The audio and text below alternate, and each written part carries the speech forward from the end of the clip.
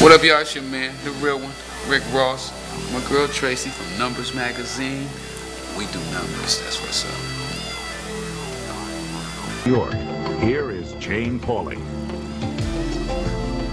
A super secret organization like the CIA is going to have secrets, but this sounded too bizarre to be true. Yet there it was, in print, in a respected newspaper.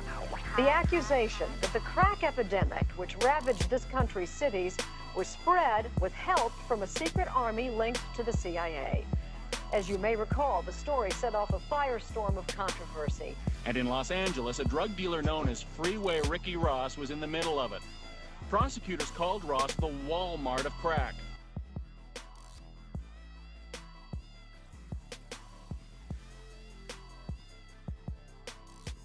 What's up, everybody? It's your girl Tracy May with the Numbers Magazine, and I am sitting here with the one and only Freeway Rick Ross.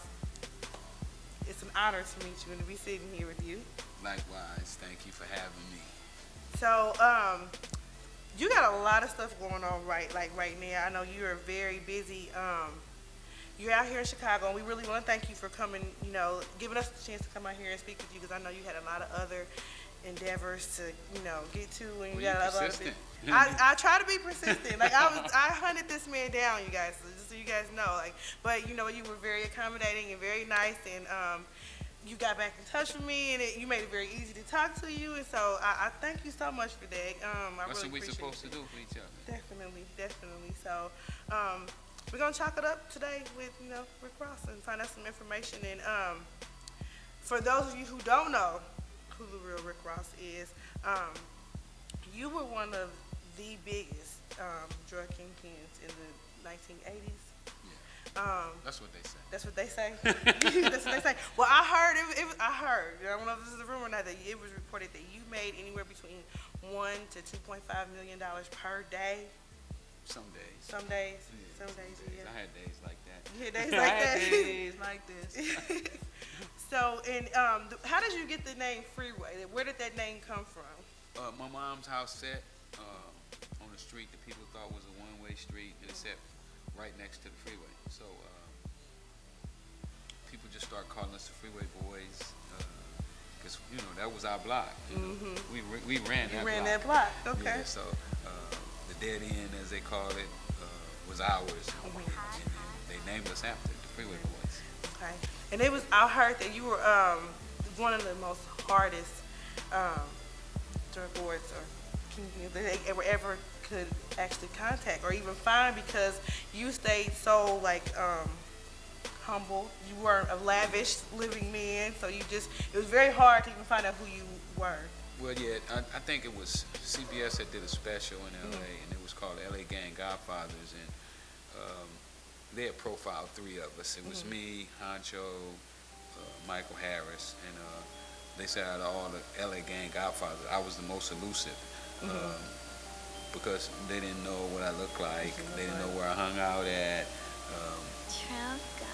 I practiced a different type of drug dealing than the normal. And that's what I was also going to get to. You opened community centers. You were doing actual things within your community. You weren't just selling drugs. You were actually trying to when get I build my motto, not to be a career drug dealer, but to get in, get myself a boost, and then step out. That was my goal when I got started. So I always wanted out. I never wanted to be trapped inside of the drug business. And I may have went a little longer than I should have, or even I planned on. Because when you start selling drugs, it's addictive. The lifestyle, the fast lifestyle. You get caught up, you get caught up just like the users, and the next thing you know, you're going further and beyond what you planned. And that happened to me. It just kept being if you do a little better, then you can do a little more for other people. So I just got caught up. I understand. So, since your release, actually from prison, you have been on a mission to redeem yourself and actually to be a boss of a different kind. You've been going around the country and basically touring, and you have, is it 3 books out total? No, yes. You have currently the autobiography. Really, my autobiography is really my book. But you know, there's other books, 2 other books that me and Jimmy the Saint wrote. Jimmy's out of Philadelphia, one of the coldest writers that I ran across, next to my man Dutch. You know, Dutch, what up? What's up, Dutch? You know, I know Dutch wrote Dutch 1 and 2 for what's her name, Philly. But anyway, those 2 books I co-wrote with Jimmy. But the book that I'm pushing right now is my autobiography. This is The Freeway Rick Ross Untold Autobiography. I got another book I'm working on too called Riding with Rick. Okay. That's gonna come out after this one sells 1 million copies. So if y'all want to get that one, y'all gotta help me sell 1 million copies. All right, y'all heard that. So you gotta go to IamTheRealRickRoss.com, right? That's where you can go online and find out about the book. And actually, we're gonna feature the book in the Numbers magazine. They have the link so that if anyone wants to get some information on it, we'll make sure we'll have some stuff on there. You know, gotta look out for you. Definitely gotta look out. So, and expanding on that, you also have a movie in production. Is that what you're working on now? You're actually gonna do it? Well, we got the documentary that's done right now. It's called Freeway Cracking the System, and we believe that this documentary is gonna show people how we got to where we at now, when we have guys who are like ex-soldiers and military personnel out policing our street. You released a trailer to that not too long ago, a couple days ago. Did you see it? Yeah, I saw that. Everybody has a purpose in life. Well, at one time I felt that selling cocaine was my purpose. We was starving, just looking for a way to succeed. The first time I seen rock cocaine was 1980. Murder rate was sky high. South of the 10 freeway was kind of a no man's land. He said, you know, we're selling it to the blacks. He said, you go into these neighborhoods, there's no cops, you can sell it where you want, and when they start killing each other, nobody cares. I was going through like $1 million worth of drugs just about every day. That's like gold. We can make a fortune. He was maybe the biggest guy in LA. Rick, Freeway Rick.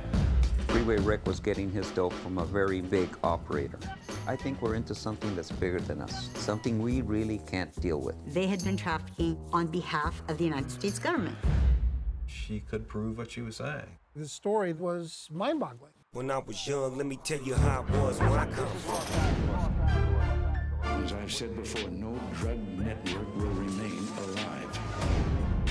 There's a lot of people who think that, you know, I made that whole thing up. What they don't realize is that the CIA admitted. See, I didn't know until I was sitting in prison how valuable an education was.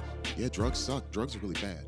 But the drug war is worse. You want to know a version of hell? Be the only guy playing straight in a dirty card game. And that's what the drug war is. There are more people in prisons and jails today just for drug offenses than were incarcerated for all reasons in 1980. Me being here is defying all odds. People don't get federal life sentences and beat them. We've been spending billions and billions and billions of dollars every year on this war on drugs to find out that the government was involved. That's pretty astonishing. Crack in the system. Los Angeles. Even if the government just turned a blind eye and didn't do anything about it, then you have to start questioning the whole system. Right now, I think, that's the doc. That's the documentary. Which is a doc movie. It's gonna look like a movie. It's supposed to go out in the theaters to a limited amount. But I don't know if you recognize how they did with Kill the Messenger. I did. They really kept that kind of muffled. You know, it didn't get a big release. So I don't think that mine is gonna get a big release either, because we have less of a budget than they did. And Kill the Messenger has a lot of like big time stars in it. I'm shocked that it did not reach as many people as it did, because it had an all-star cast. But I don't know, just some reason, you know, they don't want the truth out. They don't want the people to know about what's really going on in society. But I believe my doc is gonna do better, because I'm gonna be out here pounding this concrete. Exactly. You know what I'm saying? I'm gonna make people hear this story, because I think it's important, which in Kill the Messenger, I was really, really excited about that they brought that message out, how black men are being punished and treated differently than anybody else. You spoke of that on InfoWars with Alex Jones. I heard you say. Always, I speak on that, speak because on that. I believe that they need somebody to speak up for them. Speak up for them. You used a phrase and you said that currently hip hop is a pipeline to prison. I think it is, yeah. Could you explain a little bit more about? Well, I mean, if you listen to the music, these guys are glorifying things that send you to prison. You know, things that if you practice, you know, it's gonna get you killed or get you going to prison. You know? Right. If you go out and you sell drugs, more than likely you're gonna go to prison. Very few of my friends didn't go to prison. You know, so I believe that if you keep brainwashing people into believing that they love coca, you know, like the other night in the club, last night in the club, they exactly. Then that's what they're I love coca. And that's all that's being, and it seems like the media, that's what they are pushing. Like that's what they're selling. Gangster rap that's the music that is being just blatantly put out in front of our children, our homes. That's what they. I heard some artists here in Chicago yesterday that has taken this same style of way they making this music right now today, but they sent all positive stuff. All positive. They were dope. Were they? Yeah, man. What's the name? We just shout them out too. Remember any of them? I can't think of the name right now, but it was Hip Hop Detox. Hip Hop Detox. It's an organization that's putting them out. They so dope. That's good. That's what's up. So I know also you got your hands in the music too. You got the Rick Ross Music Group. Shout out to Suave with Rick Ross Music Group. And so do you have artists you've actually signed so far? We do. We did like a voting process just a couple weeks ago to pick out which artists that we were gonna go with, and it just so happened that a guy out of Georgia, Augusta, Blue Marley, he won the contest. You know? He won the contest. Okay. Some of the artists didn't like it because some of the artists been there longer than him, but what I had to tell him is that you voted for this guy. Exactly. You know, you put this guy in his position, and that's because of the way he hustles. You know, I believe that a lot of our artists don't want to get out here and really hustle and push themselves. You know, you can't sit back and wait on Universal to pick who they're gonna release. You know, they might want Rick Ross to be the artist. You know what I'm saying? Like right now, that's who they pushing. That's who they pushing. Yeah. So, or these other guys who putting out whatever type of music that they want to put out. That's what Universal wants to push. You know, Universal don't want to push positive music. Exactly. So if we don't get out and push ourselves, and show that the interest is there for that message to be brought and delivered into the community, then we got to keep listening to what Universal tell us to listen to. That is true. That is very true. So with the Rick Ross Music Group, if there are artists out there who are interested in getting information to you or getting their, if they have a single or something that you might want to listen to, what do they need to do to find out about it? Well, they can go to rickrossmusicgroup.com. They can send their music there. They can also hit me up on Twitter. Hard to get at me, but you can. You can. Yeah, you can. Just persistent. Twitter, Instagram, Facebook, you can get me, but you're going to have to be persistent. And I don't want to work with nobody that's not persistent. That's not persistent. Right, exactly. I want to work with people that really believe in themselves, that want to invest in themselves, you know, and know that they're going to be something special. I mean, because I believe that if you believe you're going to sell 1 million records, then you should be working like that right now. Right, your work ethics should show that you're going to sell 1 million records. Yeah, I mean, you got a guy and he says, oh, I'm going to sell 1 million records, but he doesn't work. And I'm saying, no, you're going to work. I mean, because even the guy who stole my name, we got to give him credit for his work ethic. You know, this guy is putting it in. He's on everybody's record. He's always staying busy. And I know he got that from me too. Exactly.